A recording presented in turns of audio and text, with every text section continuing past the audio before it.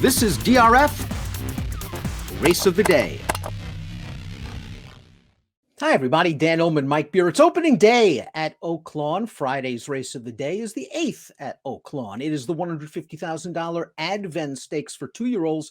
Let's take a look at this field. We're going 3/4 of a mile for the Advent, and you can download free Formulator past performances on the Race of the Day event page at DRF.com. Access them, handicap along with us. Mike the 9, Kairama, a little class and distance relief for Steve Asmussen.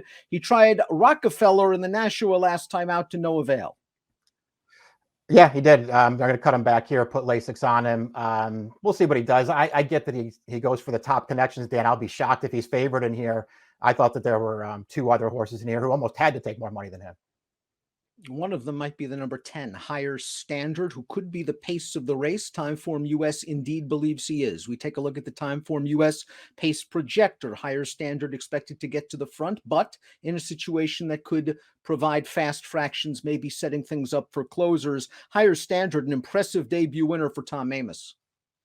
Yeah, very impressive. That was over a wet track at Churchill, but he was super sharp that day. I'm not surprised to see him come right back in a stakes race. Now, there are only two-time winners in this race. They drew the 2 inside post positions, and they both won $50,000 claiming races at Churchill Downs last time out, and both were claimed.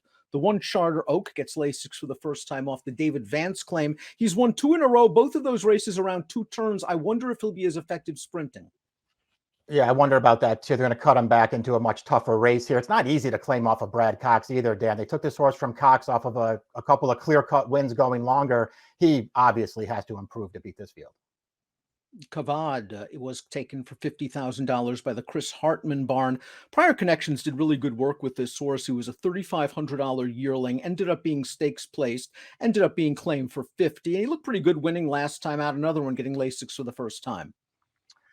Yeah, the right spot for him last time. Just a really good trip in that race. But just the kind of trip that he sort of made for himself, Dan. He landed a perfect spot tracking the leaders.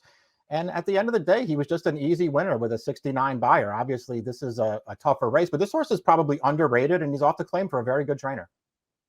Blinkers on for the 340 Stripes, who caught a mild pace last time out, didn't break, sat in behind, didn't have much of a finish. Maybe the blinkers will get him more involved. He's going to need a little bit of a buyer boost. His race 3 back sprinting was okay. Yeah, it was okay. I thought his first 2 tries sprinting on the dirt, his debut win in the mud, and then that Smoke Lack, and I thought he ran pretty well in both of those races. I didn't like his last race at all. I wonder if there's some kind of an excuse for it, because he does feel like the kind of horse who could potentially rebound to a better race here at a price. Video spotlight for the 4 Rugs. Let's watch his debut at Remington Park for trainer Ron Moquette. This is a very well-bred son of Gunrunner. The dam won the grade 3 Schuylerville at 2, and he just looks like a very professional 2-year-old, very mature for his age. He pushed the pace. He kept on going. Now, the top 3 finishers in this race were first-time starters. I'm not sure what he beat. Yeah, I mean, that would be the concern. It's not a particularly fast race either. He just looked really good winning, and he just had that kind of easy speed, Dan, where he made the front, but he didn't, run away from those horses. He just let a bunch of horses stack up alongside him, and he was just sort of unfazed by all that stuff. They didn't ask him until they got into the stretch, and he settled that race pretty quickly. I think there might be more to give for this horse.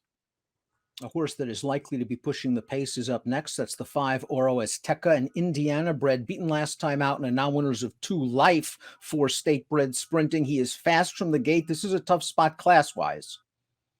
He's got a lot of speed, but so do 2 of the favorites in this race. So it doesn't feel like he's going to get, loose on the lead in here. And if he doesn't get loose, it feels like it's going to be hard for him to win.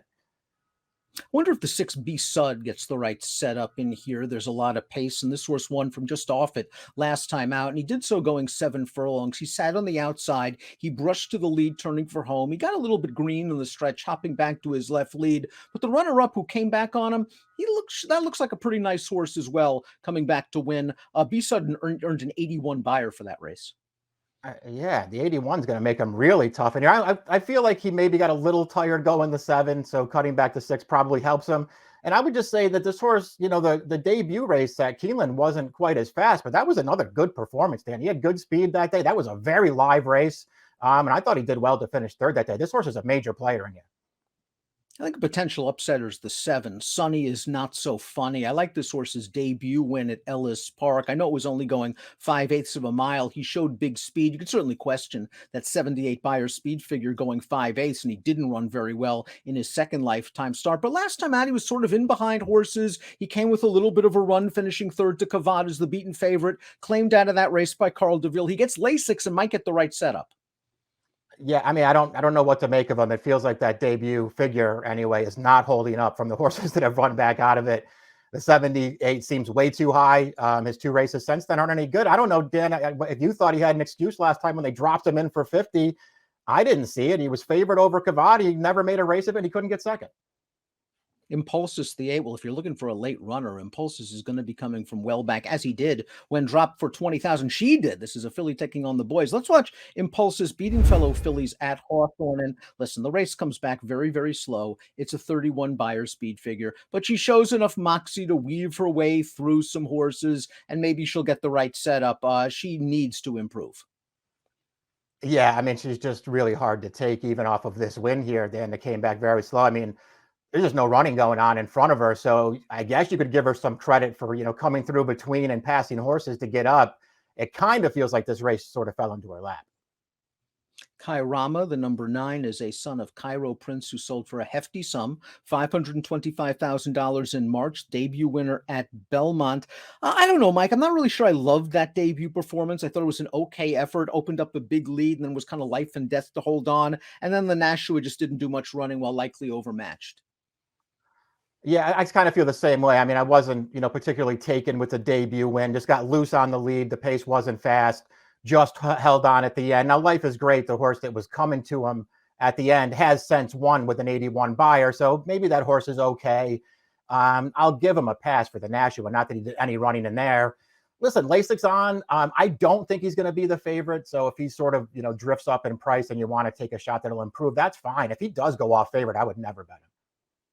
And then arguably the horse to beat, the 10 Higher Standard, again, the debut winner for Amos with a 76 Beyer, albeit over a muddy track, but it really was striding away from that field very nicely at the end. Again, a situation, however, Mike, where the first 3 finishers were all first-time starters.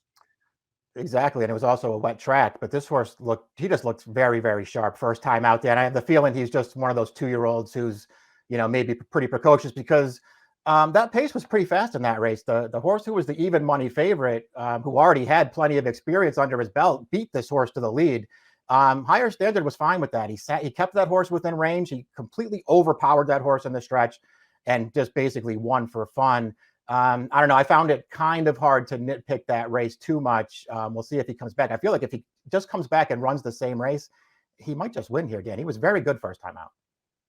And apparently that race didn't take too much out of him because 10 days later, Amos had him back on the track for a 5-furlong breeze in 59 and change. Let's take a look at our top picks for the Friday race of the day at Oaklawn. We'll go for horses that are not likely to be favored in here. I think B Sud will take more money than the 6-1 based on the figure he earned last time out. I do like him cutting back to 6, and I think he can work out a stalking trip for Dallas Stewart.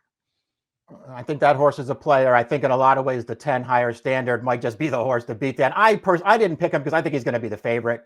And I didn't want to take him as the favorite in a race where I have an idea on a horse at a price. And I'm going to try the 4 and here, Ruggs. He obviously has to run faster. I think he might be a lot better than that 59 Beyer makes him look. Beautiful pedigree, really good looking colt, has some tactical speed. I believe don't think he needs the lead. Ruggs 10-1 on the morning line for Mike, 4-6-10-9 for Mike, 6-10-7-2 for me. Happy opening Friday at Oaklawn. It's the Advent. Good luck.